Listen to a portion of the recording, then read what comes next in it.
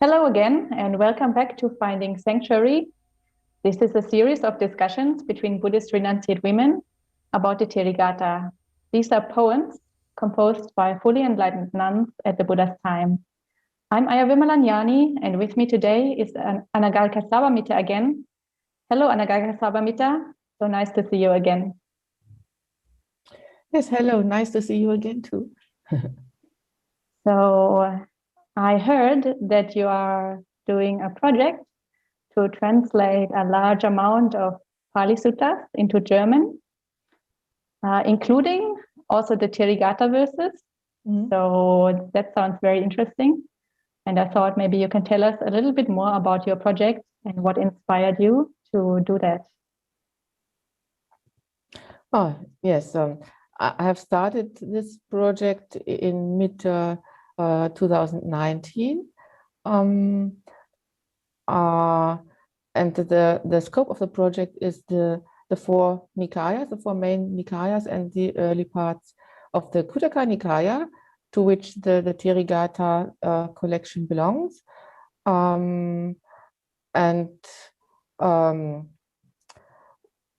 We do already have German translations of large parts of that canon, and the reason why there should be new ones, well, there are various reasons. The translations that we have are already somewhat older, or many of them anyway, and the language is a little bit outdated. And also in recent years, research has brought new findings about relations between the Pali Canon and other transmission traditions of the Buddhist texts.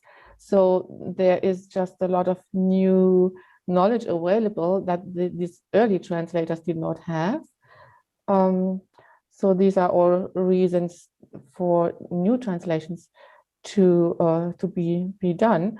And when Bhante Sujato's new English translations came out, I liked them very much because of their fresh language and easily accessible language, which is a little bit different in the existing German translations, because partly they just like the first English translations, they have been made by linguists for scientific purposes, in part, not so much for a wider public to access these teachings. And I just started wishing that the German-speaking people who do not understand English should also have access to such translations. And I was hoping that some experienced translator would just have the same inspiration and start doing it. But since after some years nothing happened, I thought, well, if I want to see something like this, the best way is to just start doing it and see how far I get. So, well, that's what I'm doing. Wonderful project. And I think some of your translations are already available on SuttaCentral, if I'm not mistaken. And they're also on your own website, isn't it? Yes, I'm around 20% through the canon, meanwhile. And I have decided to publish them early on, even if they are not perfect yet, and there are always edits happening, because I mean the canon is vast, and you start on one end, and as you go along, you gain deeper insights into these texts, and you start making edits. So that's totally natural. And what is now on SuttaCentral is probably not the final version of things, but well, I started publishing them early partly also because I am involved in the project of SuttaCentral Voice, which is a text-to-speech application in order to make these texts available to people with visual disabilities, so that they can listen to the texts. And as we wanted to make that application more international, we needed some translations different than English, so we needed another language. And that, yeah, well, So the translations can also be listened to in voice if people prefer listening over reading. Very good. So I will leave a link to your website and to SuttaCentral in the description box. If people want to check it out, it is all available there. And I think we can start now with the poem that you have selected.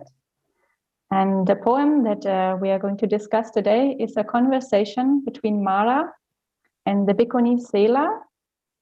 And I will once again share my screen so that people can read along. Okay, Anagarika Sabbamitta, whenever you are ready, please read out the poem. Okay.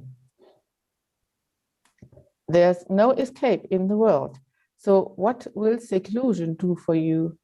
Enjoy the delights of sensual pleasure. Don't regret it later. Sensual pleasures are like swords and stakes. The aggregates are their chopping block. What you call sensual delight is now no delight for me. Relishing is destroyed in every respect, and the mass of darkness is shattered. So know this, wicked one, you are beaten, Terminator. Sadhu, sadhu, sadhu. And yeah, I think this is such a fascinating poem because it has been preserved in 4 different versions by several of the ancient Buddhist schools. So just now you mentioned different transmission lineages, and this poem has been preserved in different lineages, not just the Pali tradition. And that is extremely special because the Therīgāthā as a collection, as a scripture, have never been translated into Chinese or Tibetan or any other of the languages we still have. So most of those poems exist in only one version, the Pali version, but this poem has actually 4 versions in those 4 different schools. And for this reason, I think we have both decided before the video that we will make a part 2 of this video, so we can discuss the other 3 versions also, and people can compare and learn a little bit about different transmission lineages and different schools, different early schools of Buddhism. But in this video, we are just going to focus on the poem from the Therigatha that we have just read out. So yeah, Sabbamitta, why did you choose this poem?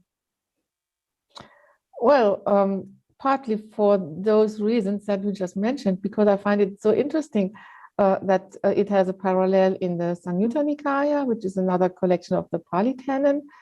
And it also has these Chinese parallels that are still in existence today. Yes, that's one of the reasons. And another one is that this setting, the nun in discussion with Mara, she addresses him as a wicked one at the end of the poem, which is an epithet of Mara, and she behaves very self-confidently when he challenges her and basically shows him where his place is, and so that's something that's really fascinating. I mean, if that Mara, who is considered the worst of evil, is not able to intimidate this nun, so what on earth, or what in the entire world could still intimidate her? Nothing. So that's what fascinates me. Yeah, it's a very beautiful poem. So maybe we can look at it in a little more detail. I think there are three verses in total. And the first verse is obviously Mara talking to her. And so he challenges her, so there's no escape, there's no point practicing the Dhamma. So why do you do this? Why do you practice in seclusion? Or if you want to take it in a little bit of a broader view, why do you renounce it all? Why did you become a nun? Why are you wearing those robes? So you should go back to lay life and enjoy life, and don't regret it when you're old, because you missed out on so much. So I think that is, even nowadays, 2,500 years later, still a very, very common prejudice that all monastics or all renunciate people face, but especially I think women face it to a larger extent than men. Because for men, there is a social paradigm as a renunciate, as a hermit, as a sage on a mountain. But for women, society expects us to be a lot more in a social role, taking care of the family, raising children. Even though, we think we live in the 21st century, but some prejudices and stereotypes are still there, and we still feel them. Once we actually step out of that role and try to do something unusual, then we can face those challenges. And I certainly have experienced that a lot of people ask me, why are you renouncing? Why did you become a nun? And it's completely incomprehensible to them that somebody would voluntarily do that. So I wanted to ask you if you have had any similar experiences that somebody is asking you. Not so much as you, obviously. I was rather thinking that Mara is sometimes also, or can be considered as inner voices that we have in ourselves. So these are also questions that we ask ourselves sometimes. Why did I do this? Is that the right thing? Do I miss something else in life? That nun Sela obviously is beyond all these questions. So for her, it's totally clear, well, there is a point in renunciation, and there is something a goal to reach, and I have actually reached it. But as long as we are not yet there, such questions can always come up, and so Mara can also be an image or a simile for some tendencies within our own mind, which, yes, it's something that comes up sometimes, yes. Yes, but as you already mentioned, she's very self-confident, so she's not intimidated by him, or she's not easily swayed into giving up the path and returning to the sense pleasures. And she uses some very beautiful, or very, not really beautiful, but very powerful similes to compare those sensual pleasures. So she says, like swords and stakes, and it's like, they're like you're being impaled on a sword. It's as painful, like a sensual pleasure is as painful as being impaled on a sword. Or it's like they hit you, like a knife chops you up on a chopping block. So it's a really, she makes it very clear, this is all dukkha. This isn't pleasurable at all. It's really, really, really painful once you see clearly what it's all about. The problem with these sensual pleasures is that they just don't last. I mean, as we have talked in another video, this body is not something permanent, and what is pleasurable today will be different tomorrow, and things do not always feel nice, and you expect, I mean, the main thing of the sensual pleasure is that we put our expectations on them, and that will be disappointed sooner or later, and that then it's really, really painful. Yes, and she compares it with swords and chopping block. This sort of similes does occur elsewhere in the canon too. We have more suttas that compare sensual pleasures to a sword and a chopping block. So even to the degree that I think a murderer is running behind you with a sharp sword and wanting to chop off your head. This sort of simile of that similar sort is found a couple of times in the canon. And I imagine that when you just come out of very deep meditation, deep jhanas or something, and your mind is extremely Yes. peaceful, and suddenly there's this onslaught of external conditions or impacts coming onto your mind through all the sense doors. That must feel quite unpleasant, I could imagine. Yes. Yeah. Yes. I mean, it's a matter of comparing these sensual pleasures. I mean, comparing a pleasant sensual experience to an unpleasant sensual experience. That's something nice. But comparing it to a very deep state of peace, well, yeah, totally true. Yeah. And then in the last verse, she makes a very powerful declaration of awakening. Yes, as you have already mentioned, she's extremely self-confident. She calls him the wicked one. She calls him the terminator. In another poem that we are also discussing in this series, Finding Sanctuary, that I discuss with Ayya Soma, she introduces her own translation of exactly this verse, because this verse occurs in another poem also. And she translates terminator as death. So she just calls him death. So it's again a very strong metaphor that, living in samsara, being subject to the cycle of rebirth and death, as long as we're here, death is inevitable.